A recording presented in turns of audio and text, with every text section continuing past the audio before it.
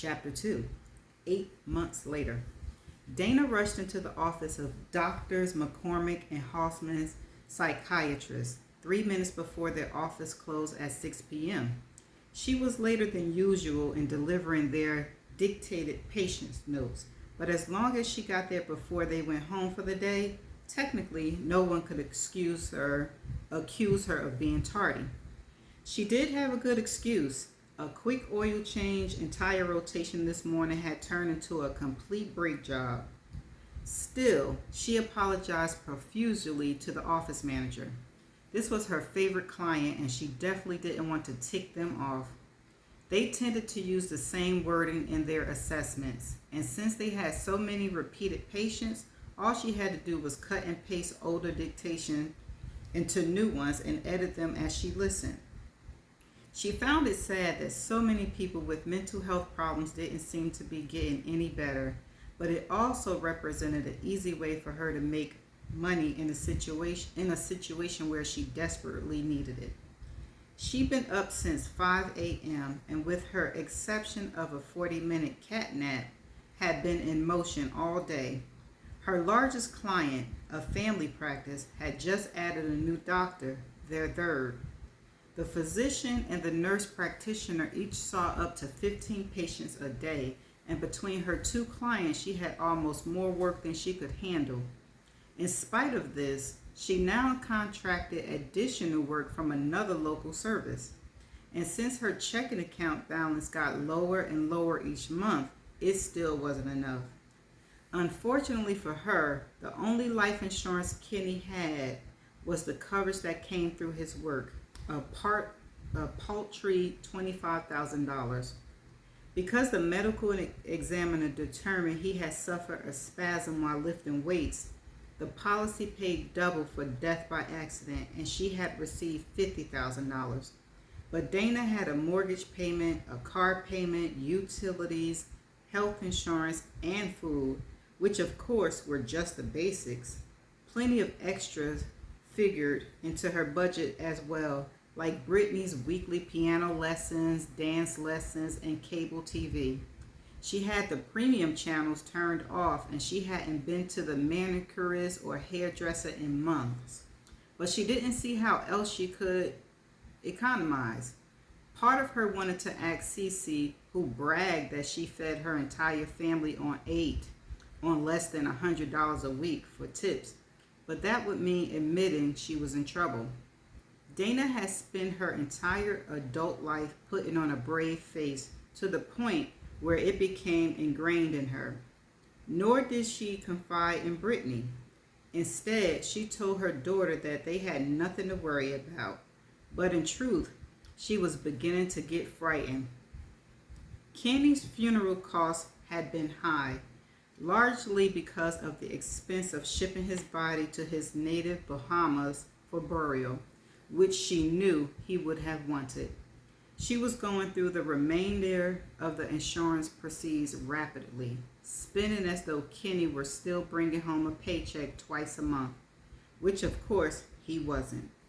After 8 months, it was clear she didn't have much time before the rest of the money was gone.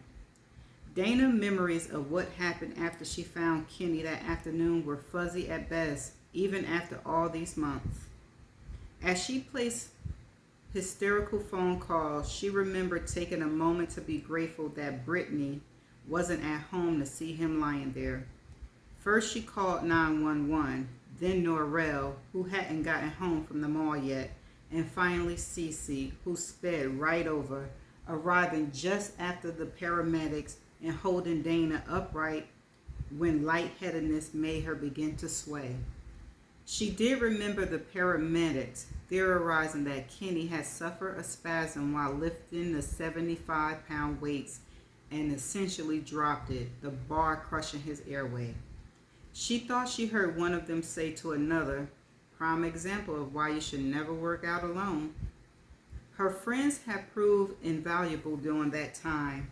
Norrell and Vic went with her to make the funeral and burial arrangements, and Cece, in spite of her obligation to her own large family, was always close at hand, making sure Brittany ate and offered consolation, a hug, a few words of encouragement, and merely a shoulder to cry on.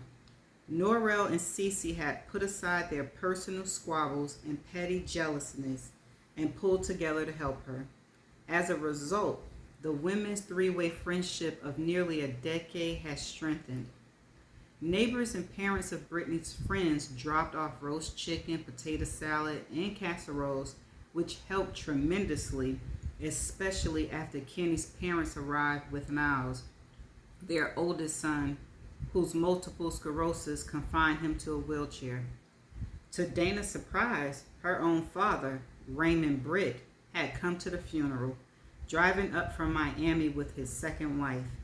She rarely saw him, and whenever she did, the air was thick with tension. Perhaps he felt guilty for his words and actions after the family life they knew abruptly ended at an intersection in a mass of shattered glass and twisted steel. Her jaw tightened as she remembered. Her father should feel guilty. Overcome by grief, she looked to him for comfort and tried to offer him the same, but he barely acknowledged her. When the family and close friends gathered at the house after her mother and Gail's joint service, Dana overheard a friend telling him that at least he still had Dana, that he hadn't lost his entire family. To her shock, her father tearfully confessed that he could cope a lot better if I lost the one and still had the other two. That's mean. His friend looked taken aback, and Dana had gasped. Her father turned around and saw her standing there. He rushed to her and apologized, but she could tell his regret lay not in the way he felt, but in that she heard him say it. The next day, he sent her to live with his sister, who lived several miles away, under the guise of seeing that she received meals and care while he coped with his grief. Dana didn't know at the time that she never lived in her father's house again. A stay intended for only a week or two had stretched into over a year until she left for college. Her Aunt Joan and her family welcomed her and included her in all their activities, but the pain of her father's abandonment prevented her from appreciating the love they showed her until years later. She met Kenny her junior year and married him right after she graduated, intended to live happily ever after the rest of their lives. Neither of them could know that Till Death Do Us Part would come after just 15 years. After Kenny's service, Dana spent a few awkward moments talking to her father. As she accepted his condolences, she tried not to think about those unhappy months at Aunt Joan's, but now that she suffered another loss, a comparison was inevitable. But she couldn't imagine sending Brittany to live with an aunt while she struggled to accept Kenny's death. Brittany didn't even have an aunt. Gail had been Dana's only sibling and now was Kenny's. In Brittany, Dana saw a reason to keep going. Brittany was a comfort to her, just as she had wanted to be a comfort to her father so many years ago. Every time she looked at Brittany, she saw a reason to make a future. In contrast, her father had viewed her as a living being who should have been a ghost. Dana stared sightlessly at the red traffic light in front of her, only alerted of its change to green by the impatient honking of the driver behind her. She promptly shifted her foot to the gas, but her thoughts stayed on the same subject, even as her Camry moved forward. It was so unfair, the way death had touched her again, robbing her so suddenly of someone she loved and cutting his life short. Had it not been for the crash, her mother would now be in her mid-60s and still vital, and Gail would only be in her early 40s. Even Aunt Joan had passed away much too young some time ago, a victim of cancer. And Kenny, the one who most recently joined all of them, she felt moisture pooling in her eyes and blinking it away. Instead, she looked at the Ziploc bag on the seat beside her, bulging with microcassette tapes to be transcribed. She had no time for tears. She had work to do. One of the first things Dana did after Kenny's accident was put his Eclipse and his weights up for sale. They both sold quickly, but still, every time she pulled into her driveway after 6 p.m., a tiny part of her psyche that ignored reality expected to see his car there. Then it hit her all over again that he wouldn't ever be coming home. And that was when the misgivings started. If only I had gotten home early, Kenny wouldn't have been alone. I could have gotten that weight off of him before he suffocated. It had become part of her daily routine. She pulled up in front of the detached garage. She and Kenny were thrilled when they found this house 9 years before. She used to feel pride at the sight of her well-tended home, built in a community purposely designed to look like a throwback to an earlier era when houses were built close to the sidewalk with wide front porches and separate garages. Now she felt a combination of rage and exhaustion. Kenny had died in the garage, and even though she knew it wasn't rational, she hated the sight of the structure. But it took energy to sustain anger, energy she needed to reserve for the hours of work she still had in front of her. Dana found Brittany in the kitchen wearing oven mitts on both hands as she removed a meatloaf from the oven. "The timer just went off, Mom." "Good. I don't know about you, but I'm hungry." "Did you get to the office before they close?" "Yes, traffic wasn't bad. Everything's fine," she said in the bright tone she always used when she talked to her daughter. It sounded less than authentic these days, even to her own ears. "You look tired, Mom." "I had a lot of work to do, but tomorrow my load will be lighter. It's Wednesday, and they either close early or don't come in at all." "You want me to make the mashed potatoes?" "Sure. Put in a little extra milk, will you?" "Okay, but it'll have to be evaporated milk. I opened a can to use for the meatloaf because we didn't have any real milk." "We've got milk. I just brought some last night." "I didn't see it, Mom." Dana opened the refrigerator portion of the side-by-side. She fully expected to see the plastic gallon container tucked in the wide shelf inside the door rather than on the glass shelf in front, the only other place Brittany had probably looked. Kids could be so lazy sometimes. But there was no container. Dana frowned and her eyes widened when she realized there could be only one solution as to the whereabouts of the milk. "I'll be right back." She slammed the refrigerator shut and ran toward the back door. Outside, she raised the trunk of her Camry, and there was the jug of milk, nestled in the corner so it wouldn't fall over. "Damn it," she thought. She brought everything inside last night. She wrapped her fingers around the handle. It was warm, and certainly the contents were spoiled after being in a hot trunk all day. She carried it inside. "Don't drink this, it's sour," she said to Brittany. "It's been in the trunk since last night." Brittany made a face. "Then why are you putting it back in the fridge?" "Because I can't afford to waste a whole gallon of milk." I'm going to let it get cold. Tomorrow I'll open it, pour out a little, then bring it back to the store and tell them it tasted funny.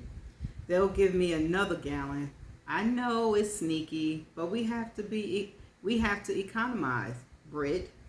Work on her car's brakes had been costly. Just another example of how hard it was to make it on her own. Suddenly, she felt like crying. "Like turning off HBO and Showtime?" "Yes, we can't afford that right now." "But what about Daddy's life insurance? All that money you got?" Dana chose her words carefully. She didn't want to come out and say that Kenny, whom Brittany idolized, had been grossly underinsured, setting the stage for their current predicament. He wasn't yet 40 and had been in excellent health, but because he was worried about the multiple sclerosis that so cruelly attacked his older brother, he thought it more prudent to invest in expensive disability insurance. Purchasing additional life insurance to raise his coverage to at least $250,000 had been on his to-do list, but unfortunately for Dana and Brittany, his fatal accident occurred before he got around to it. When the first premium for the disability insurance came in after his funeral, Dana had angrily scrawled "deceased" over it in large red letters and sent it back. She pictured the underwriters at the insurance company being relieved at not having to ante up the value of the hefty double indemnity life insurance life insurance policy, which only made her more furious. Death was the ultimate disability, yet she had little to show for it. After dinner, Dana ran water and dishwashing liquid in the sink. She rarely used the dishwasher these days. It cost too much to run. She hummed along as Brittany pounded out the theme from Titanic on the piano. Actually, she sounded pretty good, playing the familiar melody smoothly and in tempo. She and Brittany always joked that if Brittany wanted to enter the Miss America pageant, she could play the piano for the talent. But none of that classical stuff most contestants played. Adding a few arpeggios, okay, there's a word, here and there was all she needed to be ready for competition. Dana signed. Too bad she couldn't play the piano. She could get a job playing at a hotel or hospital lobby somewhere. She had to think of a way to come up with more money. As she washed out a glass, she heard a crunching sound, then felt a sudden sting in her left hand. She winced in pain and raised her hand to investigate. A red cloud filled the dishwater and her hand was covered with blood. Okay, so that's the end of chapter 2. It's still not much going on, but only question I have is Dana not her daddy's daughter? Like, why did he turn his back on her? Do you think they will figure that out in this book? But okay, that's the end of chapter 2. This, like I said, it's not much to talk about, but there was one word and at the very end of the chapter, so I'm going to be back with the definition video. Please hold. Okay, and I'm back. The word is spelled ARPEGGIO, and it is a noun. The note of a chord played in succession, either ascending or descending. And this is how it is pronounced. Arpeggio. Arpeggio. One more time. Arpeggio. Arpeggio. Okay. So, yeah. That's it for chapter 2. I shall see you in chapter 3. Bye.